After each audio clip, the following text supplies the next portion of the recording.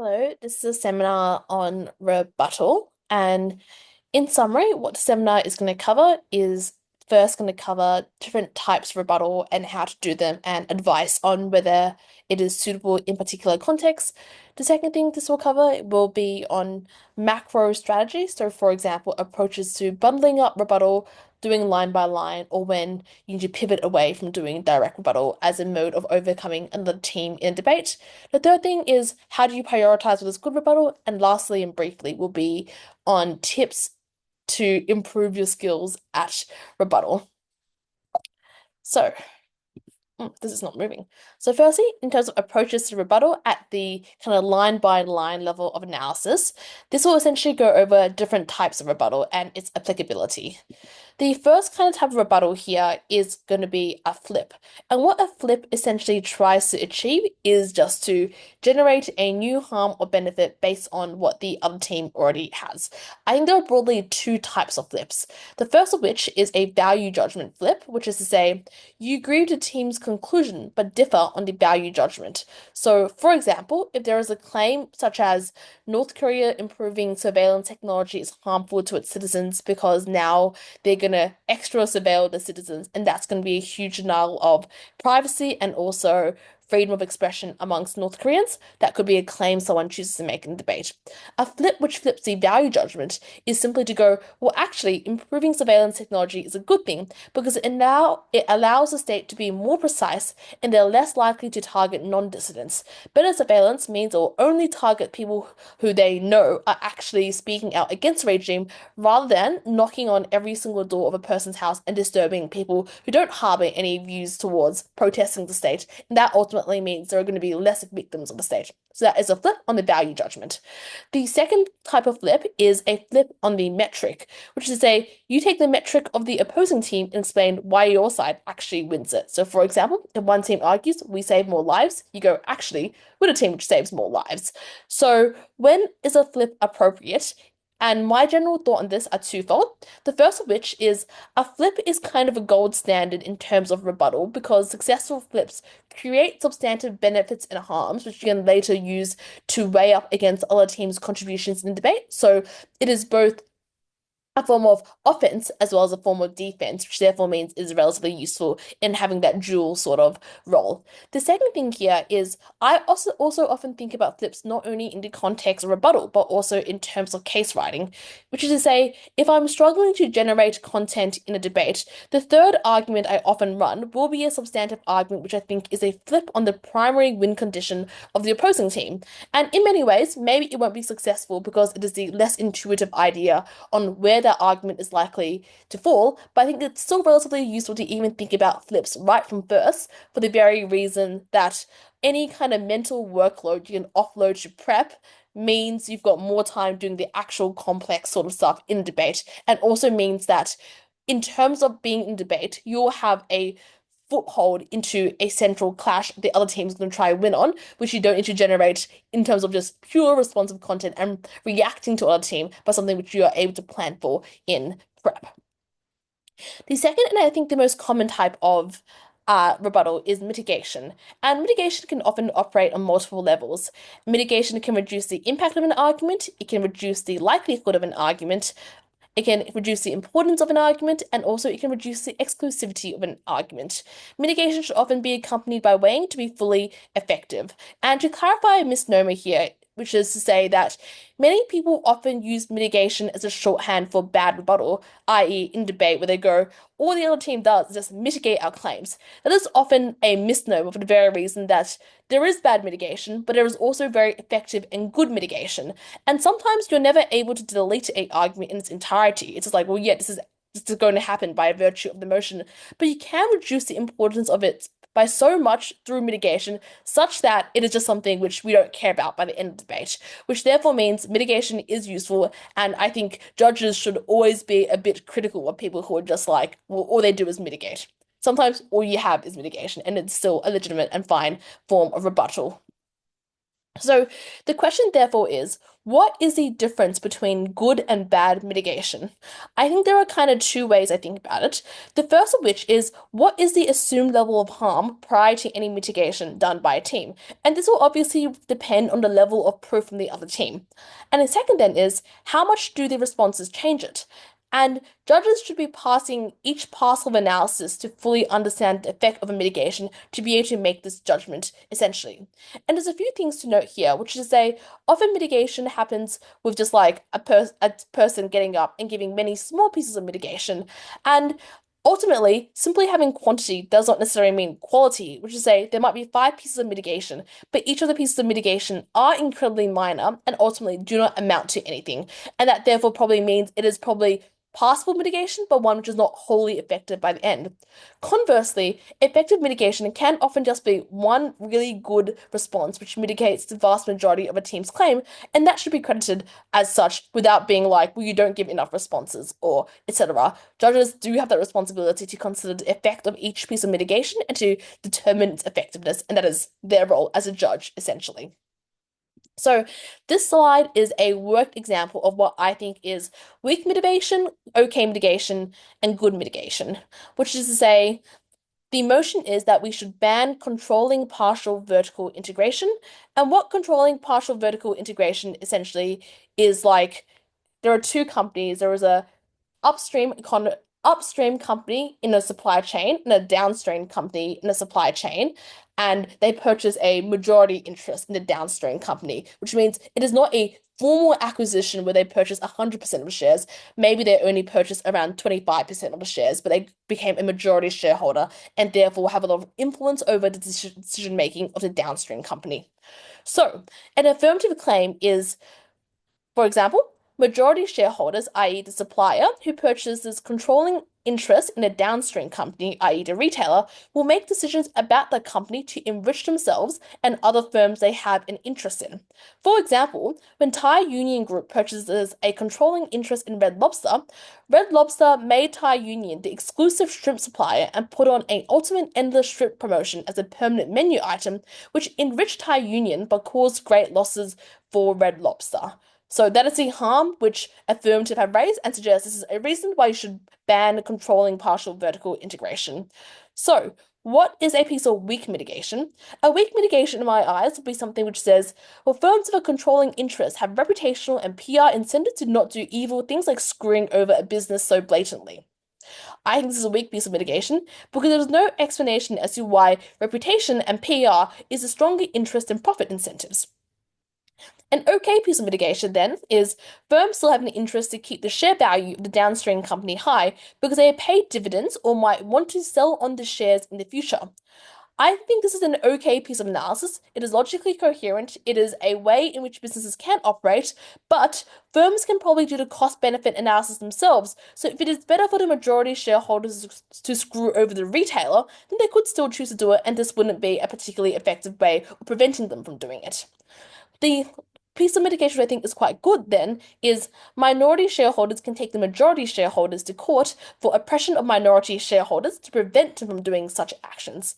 I think this is a relatively good piece of mitigation because it is not contingent on the majority shareholders weighing up their own incentives, but rather it's an exogenous form of accountability that is pretty likely to activate given the minority shareholders are probably going to be royally screwed in the situation which the affirmative team describes.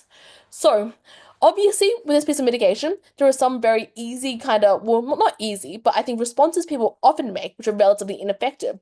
The affirmative team can respond by saying, well, this is actually contingent upon a litigation succeeding. This, conversely, is a pretty bad piece of mitigation because A, a threat is often enough to be an accountability mechanism, and B, contingent on success means you probably shouldn't do anything that will make it succeed, e.g., do something which is obviously bad for a business. So either way, I think this line does not work.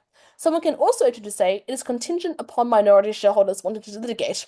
I think this is maybe fair to an extent, but is ultimately a pretty trivial premise for side negative team to prove. Because if you're a minority shareholder being screwed over and about to lose millions of dollars, you probably want to stop the majority shareholders from taking X harmful action. So I think this is a pretty likely situation.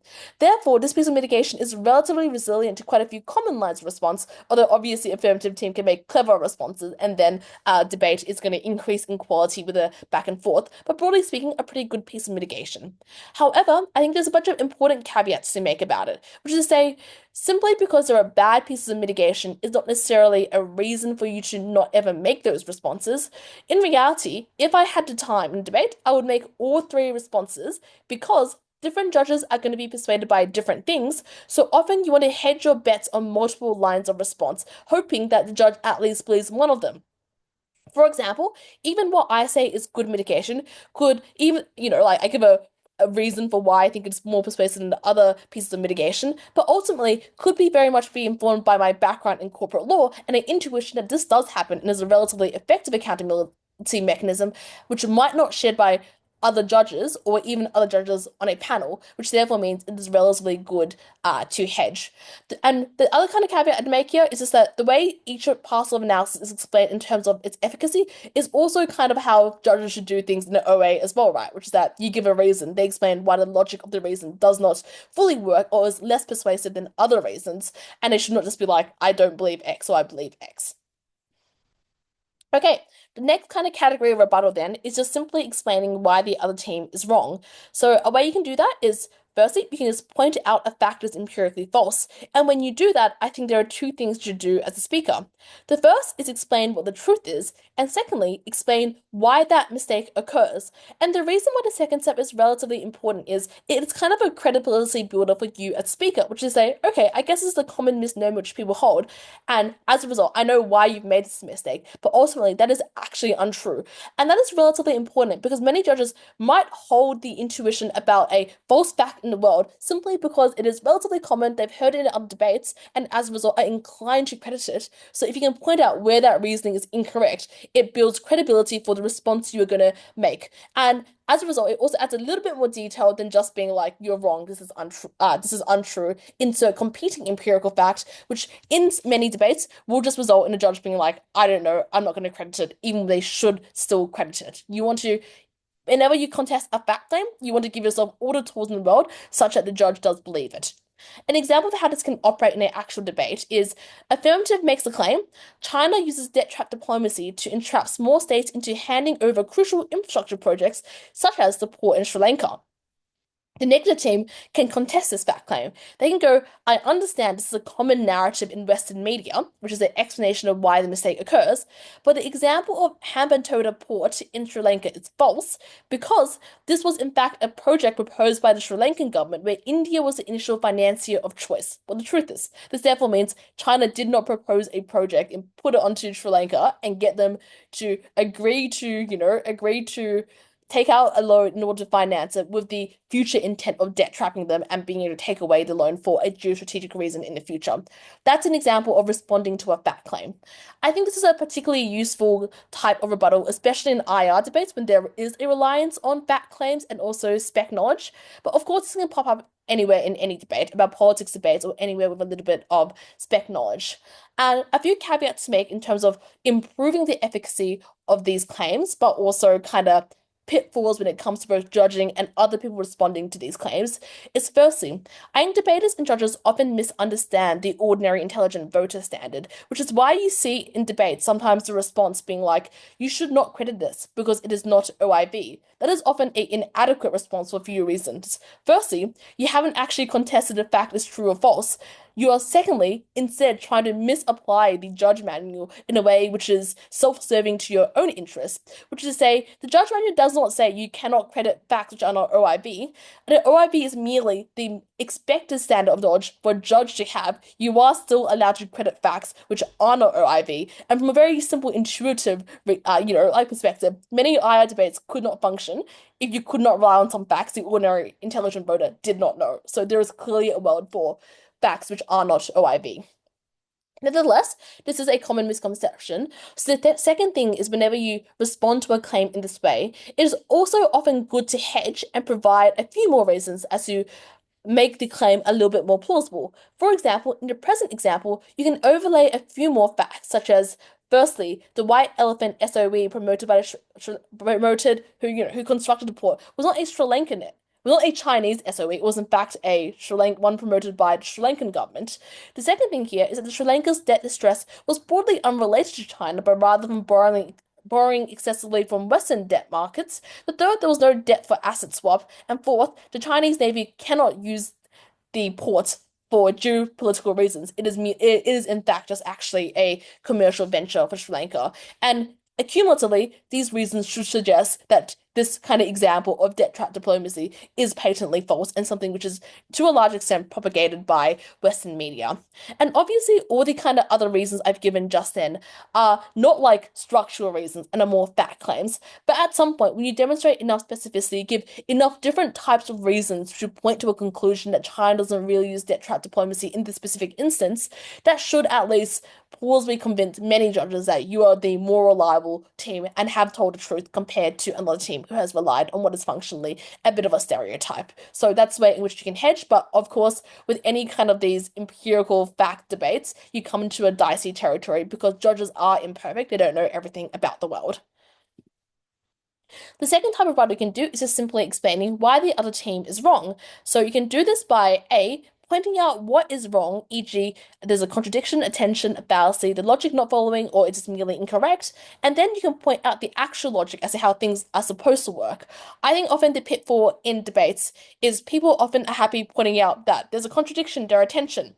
But I don't actually do the follow-up of either A, explaining the implication of the contradiction or tension, or pointing out how the world is supposed to work and what the actual logic of an argument is.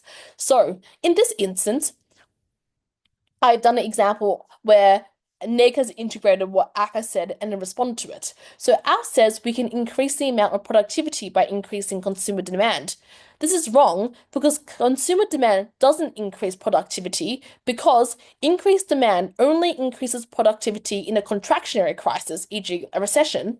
The actual determinants of long-run productivity are things like capital depth, skills, and efficiency of the labor market. So the first is explaining that the mistakes that firms have made isn't necessarily a pure mistake. It is more so they've misapplied analysis from a rather narrow context and try to extrapolate a conclusion which is not actually fully supported in a more general context. And then there's a further explanation as to what the actual logic of the argument should be.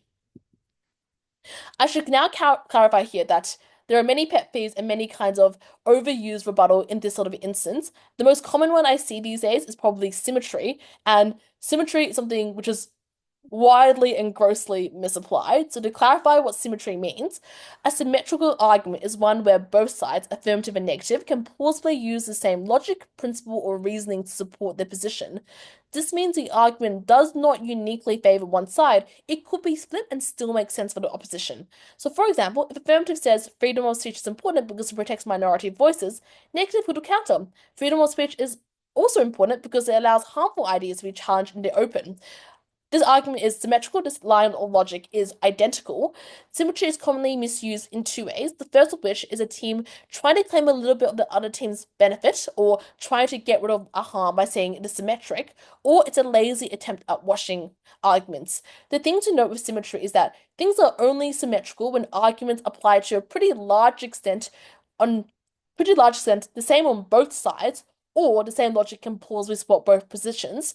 If there are varying extents of harm on both sides, you are likely to be doing things like mitigation rather than symmetricization. So insofar as maybe there is a harm to exist on both sides, but it is meaningfully worse on one side, that is not symmetrical. It is a rather an asymmetric harm. Okay, moving on to the next part then is on different types of rebuttal. I've labeled this set of rebuttal as commentary, but obviously there are overlaps with other forms of rebuttal, which is to say sometimes the effect of commentary is mitigation, and sometimes the effect of commentary is pointing out the flaws in logic in a person's case. But broadly speaking, what I call commentary as rebuttal is functionally what an adjudicator often does in a way to explain why arguments work or do not work.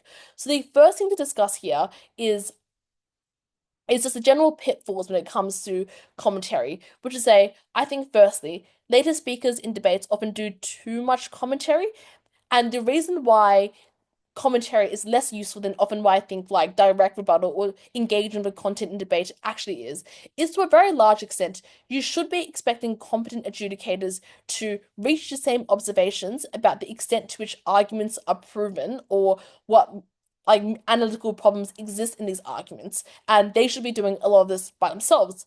Obviously, there's still a place for commentary because not all adjudicators are equally competent and good at identifying errors, which is why there is room for commentary in speeches. But on net, teams broadly, I think, underestimate judges. So as a result, especially in debates with replies, such as Austral style or in Asian style, commentary should be pretty deeply deprioritized.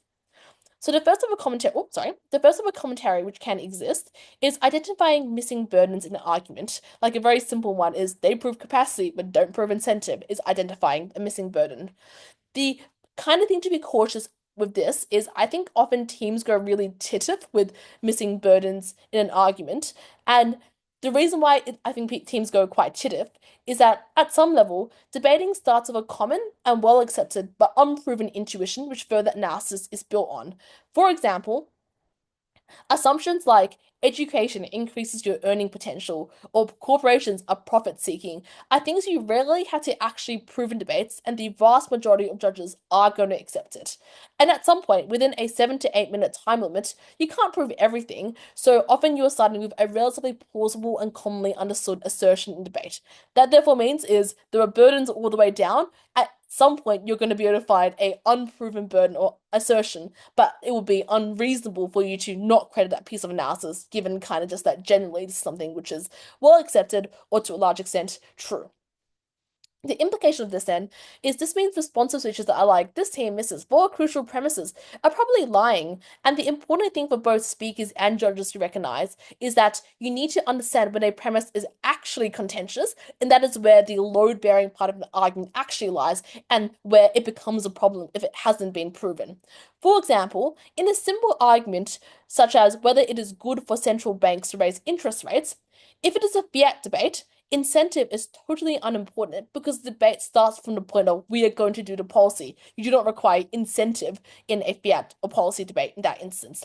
And then the question of capacity is actually also totally useless because most central banks in the world are able to increase interest rates to a very, very large extent, which means the load-bearing part of an argument is actually the effect of the interest rate on things like economic productivity and inflation, and that's where the crux of the debate should occur. You should not be imposing these fake burdens on teams, being like you don't prove incentive and capacity, but a central bank's ability to actually raise interest rates. That's not important. This is one where the second order impacts here, or actually no, the first order impacts here, are significantly more important.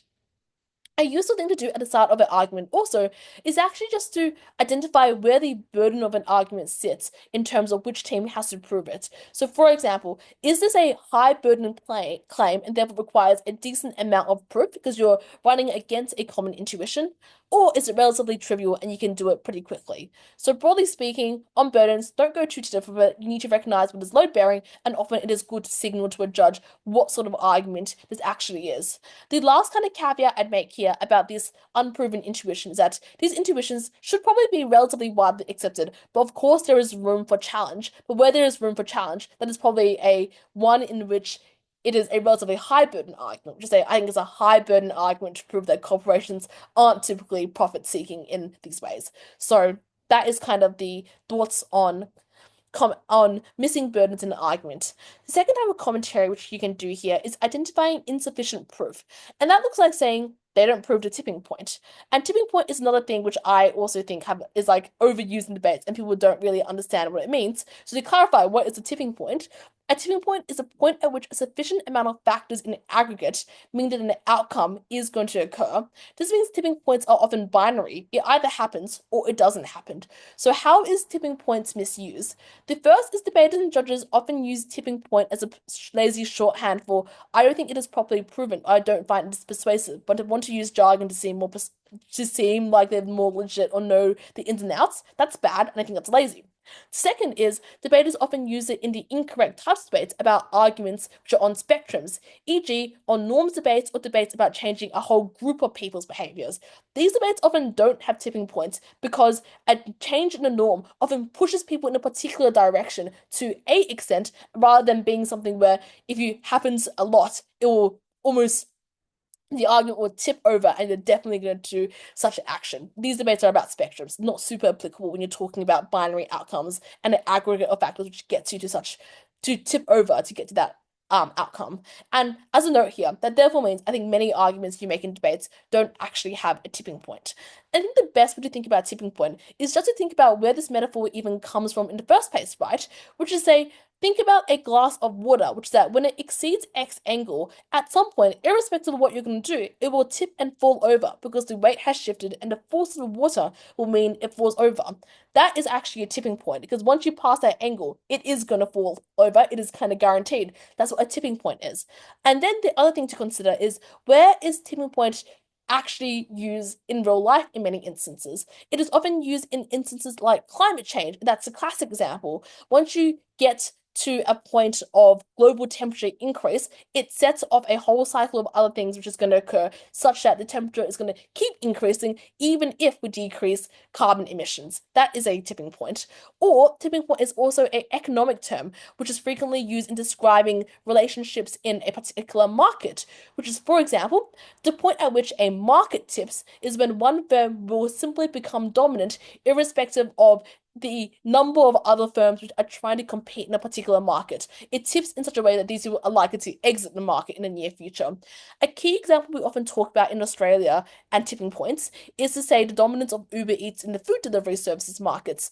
At some point, the network effects are just so strong that a restaurant no longer wants to live on three different food delivery services like Deliveroo, Menulog, and Uber Eats. It instead just lists on the most popular one, which is already entrenched due to the market share of Uber and number of drivers who work for Uber, but also the present number of restaurants are listed on Uber Eats, such that people are likely to go to Uber Eats as their food delivery service of choice rather than any other uh, app they have on their phone. So this, therefore, tipping point actually has a particularly important and distinct technical meaning, and it should not be lost in debates as a substitute for I found the analysis here was insufficiently proven. When used correctly, it can identify that your argument hasn't been proven to sufficiency, but at the same time, do not overuse it. It is not a substitute for just any other kind of context or any argument which exists in a debate. The third kind of type of commentary you can often make is identifying an analytical problem with arguments, which is say arguments that rely on a very narrow characterization. A very classic example here is if a team just talks about the developed world, but a debate applies globally, often teams are able to enter into debate by talking about how things are different in developing countries and why the harms of X policy is going to be more severe in a developing country. The fourth type of commentary you can make is identifying relationships between arguments and drawing out the implication to explain why it is damaging for a team, e.g., principled arguments that don't necessarily line up with practical arguments. A worked example here is on the next slide, which is the motion here is that we should legalize active non-voluntary euthanasia, with non-voluntary euthanasia meaning patients involves patients not competent to consent, e.g., those in a coma with dementia, where someone else consents to hastening their death. So, in this debate, for example, they can make two claims. The first is they support people making advanced care directives, i.e., I'm currently competent, but if I end up in a coma, I want to be euthanized. And the second claim that Neg makes is people have agency over what happens to them because their identity is not fixed, which is why they should always be empowered to make decisions for themselves at all times. E.g., someone prior to having dementia can make choices, and if they later get dementia, they should still be allowed to make that choice. A way in which side affirmative can respond and draw out the implication of the problems of these two competing claims is they can say something like, negative's main claims that people should have agency to decide what happens to them, yet they support an advanced care directive which explicitly denies a person in the future from exercising agency over their medical decisions. This contradiction is debate losing for side negative because it's a team which does not believe the truth of their own principle. In a debate where you have a strong principle, often you do really need to be principally consistent, or it is both a huge credibility killer, but also one in which one of your arguments probably isn't going to be super important in a debate. Okay, and the last thing you do here is you can identify why an opposition's response to your claims are imprecise. The worked example here is you can clarify mistakes and you can also rebuild the argument in the meantime as well. And this is often a very good form of rebuttal because it allows you to both defend against arguments but also explain why the other team's response has been ineffective. And the example I have here is a relatively kind of like, relatively relatively simple instance of where this happens, and often the best forms of this sort of response is very precise and clarifies quite specific nuances in arguments, but it is an example of how it can operate. So, for example, first affirmative says, if we cut taxes on capital gains, it will incentivize more investment. First negative says, no, this will lead to less investment because the government will have less tax revenue to invest. And 2A goes, one end misses the claim. We're talking about how cutting capital gains tax incentivizes more private investment because private investors now make a higher return on their investment. So that's a clarification that the neg response doesn't work because they've misplaced the actor which they're trying to incentivize. But obviously, from this example, 1A also doesn't make the argument precisely, which is where the confusion exists. But that is also a way in which 2A has that responsibility to essentially clarify and rebuild the argument in the way it was intended to be made. Okay, I think this is last, but the last rebuttal which could be made is the list a set of competing reasons for the opposite premise or a new harm in the same bucket of arguments. This is often a strategy which I think is quite annoying for judges because there isn't direct engagement with claims. And often, whenever you do this, it needs to be paired with weighing to break the claims and explain why your stuff is going to be more important. But broadly speaking, this is pretty common and useful if you don't have any direct responses. But overall, it is always a risk because it makes debate often quite a lot more messier and doesn't really give the judge a metric as to which team should be more persuaded. So ways this can work is affirmative says police are likely to abuse their powers for 4 reasons. That's not true. Police are unlikely to abuse their powers for 4 reasons. And assuming these 4 reasons don't have any engagement, you kind of have a bit of a clusterfuck here, which is why you need to have weighing or some way to break the deadlock. Another way, for example, is if there is a clash in reproductive health. Affirmative says periods are bad for women. Negative says but menopause is also bad. Therefore, we identify a more impactful harm about women's reproductive health. So either way, you can have a big kind of issue you're competing over. Having two separate harms from each team under that umbrella is also a way in which you can try to enter into a issue and win that clash. But obviously, it requires you to do weighing once again. All right, so next is different ways to structure rebuttal.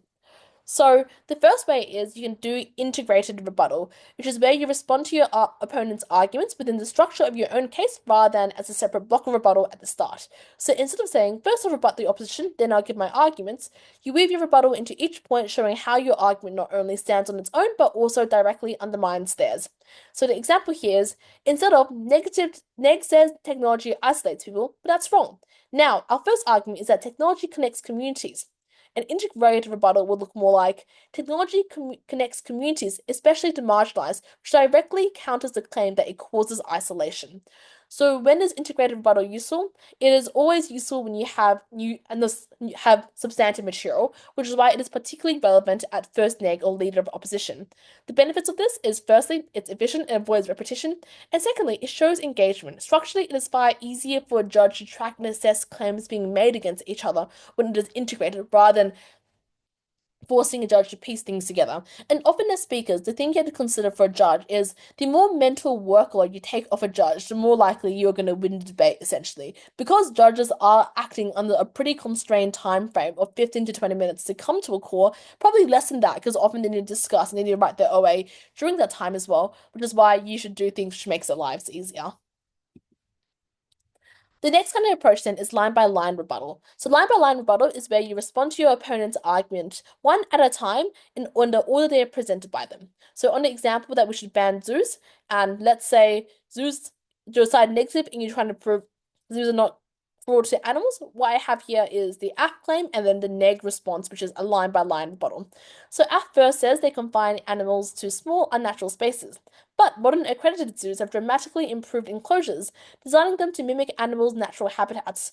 While still limited, these environments are enriched and safe, far better than the risk of poaching, starvation, or habitat loss in the wild. Then, AF says animals are prevented from expressing natural behaviors. But zoos invest in behavioral enrichment training and simulation to promote natural behaviors. In many cases, this allows animals to thrive physically and mentally, especially species that are endangered and need close monitoring. Finally, as said, zoos often engage in unethical breeding or animal exchanges, but reputable zoos follow strict international ethical guidelines for breeding and animal transfers. These programs are designed not for profit, but to maintain genetic diversity and support conservation efforts, especially for species on the brink of extinction.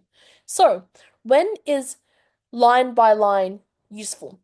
Well, firstly, when you're competing for the same metric, e.g., if you both are trying to save lives, then you should get into the weeds and explain why your mechanisms are better, and line by line analysis is relatively useful in that instance. Or second, when you're competing for directly oppositional impacts, such as zoos are cruel versus zoos are not cruel, it is also relatively useful to get line by line and explain why the mechanisms are untrue and in fact unfair, and there is a claim to believe your side more than the other team. When is line by line rebuttal less useful? It's firstly when teams have very distinct win conditions. Then often it's more a question of weighing rather than one just of going individually through everything to kind of attack as many different claims as you can. Or secondly, when a team has just managed to prove something really, really well, getting into the weeds of some shit mitigation probably doesn't help that much. So maybe you should just defer to a different kind of strategy. The shortfalls of line by line is just that often it's quite hard to track, and often judges feel like you haven't landed a solid hit on an argument because you only have one response to each claim or a few sparse responses to each claim, and perceptually, a judge doesn't think that you have fully proven something. So it is effective in some instances, but sometimes it might not be super responsive, especially if you have a weaker judge who struggles with tracking. Nevertheless, I personally quite like line by line rebuttal because I think it's good coverage and you're actually responding to arguments. And the second thing is just that I think this is what debating is, right? You got to get into the weeds and actually prove something. But once again, recognizing different judges have different preferences, so you should adjust based on what a judge is kind of responsive to and is visibly giving you signals as to what they're responding to. The next kind of approach then is bundling rebuttal. So bundling rebuttal is just when you collect a series of opposition's claims and use a set of responses to deal with all of it. The most effective approach, I think, is a mixed approach. So for example, if Neg has 5 mechanisms and 3 can be dealt in the same way, you can leave the other remaining 2 to use to respond with in a line by line kind of sense. So for example, you can be like, well, 3 of these mechanisms are not mutually exclusive. That's a response for all 3 mechanisms. And the next 2 here, you explain why they are specifically wrong in their own sort of right. I think this is relatively useful because it's once again efficient and it saves a lot of time and it means you can get to more important parts of your speech or get through more content in a speech. But I think it is harmful when teams overbundle rebuttal and as a result leave claims where your rebuttal doesn't actually fully work. So maybe you've dealt with 4 mechanisms in a bundled sense, but there is one quite good mechanism that your rebuttal doesn't fully apply to, and it still exists, and as a result, is a reason why app can still eke out a win on that sort of issue. So make sure that you don't overbundle and you kind of adopt a mixed approach when if you are going to do this in your speech. The last thing then is sometimes you just gotta give up. Like sometimes if something is well proven, trying to chip away at a bad mitigation is relatively ineffective. So what should you do instead? I think the first is you need to identify sort of strategies which can help overcome or make this issue less important because you can't directly respond to it in a way which is effective. So you can pivot hard to weighing impacts instead. You can try to oh, that's a typo there, try to symmetricize the claim of exclusivity problems, e.g., we achieve the same impact in other ways but without the same harms. Or you can try to separate a link between what is proven and the impact, which is say maybe the team proves the economy grows, and it's thus too hard to disprove economic growth, but it may be possible to attempt to prove economic growth does not actually trickle down to people we care about. So these are some kind of ways in which direct rebuttal of each individual mechanism isn't effective, and you need to find a different strategy to get around kind of the claims being made by the other team. So deciding what to rebut. Um, I think these are two potentially unhelpful, but nevertheless, I'm going to say anyway, approach knowing what to rebut. I think the question you have to ask yourself is what is the most important job to do at the point of time in your speech? And that becomes the most important thing. So, for example, if you're later in the debate, so you say you're third negative and an affirmative team makes 3 arguments. If second negative covers arguments 1 and arguments 3, but not argument 2, then probably at third negative, your biggest responsibility is dealing with argument number 2. But some kind of general heuristics. If you are first response, i.e., 1A and then 2A, you just got to punch holes in the other team's argument to the best extent possible. Just delete as many claims as you can make. If you're later in debates, just 2N, 3A, and 3N, then it kind of depends. Are there gaps in your argument and you need to rebuild, or is rebuilding too big of an effort and you just need to try to delete the other team and weigh a very small impact against another very, very small impact? All of this is going to depend within the context of the debate, but the crucial thing is focus on what is important, and then the second consideration is what is the most impactful issue in debate. Would you say, well, if there's one clear impactful issue, then clearly you got to win it, so you got to whittle away at the other team's material on it. Or alternatively, you have to think about what is the most damaging thing to my case, get rid of that claim, or what is the most damaging thing to their case, and also get rid of that claim. And to a large extent, much of this can often be done within the first 60% of a speech. The last 40% can just be closing off all the other minor sort of win parts. The thing you don't want to do when it comes to rebuttal is prioritizing the wrong thing and spending too long on a thing which is ultimately going to be irrelevant. So I know this isn't super helpful because it's just basically saying what is important, but these are some considerations you do need to have. The last thing then to talk about here is developing the skills to be good at rebuttal. I think this is a trend people have discovered these days, which is that people these days are kind of worse at rebuttal than they used to be. And that I think is probably true, but also it tracks with a improvement to case writing, which is say these days cases are more dense and people are better at case writing because it is in many ways a much easier skill to just grind at because you can just lock yourself in a room for 30 minutes and write a case and do it once a day, whereas responsive speeches requires a like an interlocutor in many ways, something to respond to, and as a result will also take more time and is often more laborious in terms of the drills you can possibly do. So what are these skills? So what are some kind of tips and tricks for getting better at rebuttal? So to a large extent, much of this slide is plagiarized from Eugene Bakker, so there is credit where it is due.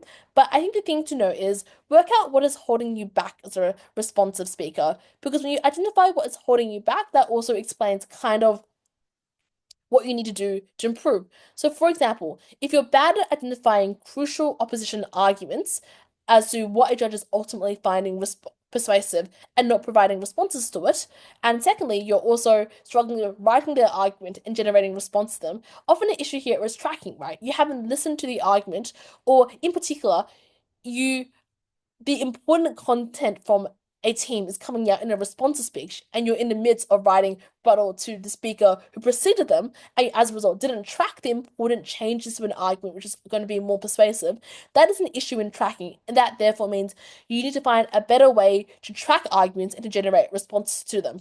For example, in a context where I've got less time, the way I often do a second affirmative speech is I draw a line down the middle of my page and I just write each of the claims being made by the other team and rebuttal coming out of it. So I'm both tracking and responding at the same time, and that's just simply because I don't have much time, and that's the best way for me to both take down all the arguments, but also ensure that I have some sort of response to them.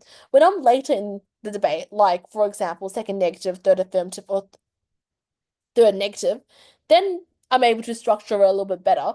But at the same time, there is always the issue of how am I listening to second affirmative carefully enough to recognize what important material is there? And often the thing you can actually rely on is your teammates being like, can you keep a watch out for what is quite damaging material and just tap me on the shoulder and be like, please, you need to respond to this. This is what they said. So there's also ways in offloading labor to your teammates as well. This is something we struggle with. The third thing here is remembering to rebut the argument. Sometimes you forget. Or fourthly, not having enough time to think of a response. And in many of these instances, some of it is just like your kind of mental workload, which is that how much thinking are you doing on the spot? Because if you're on the spot, you often miss time things and you don't recognize what is important. So how can you offload that?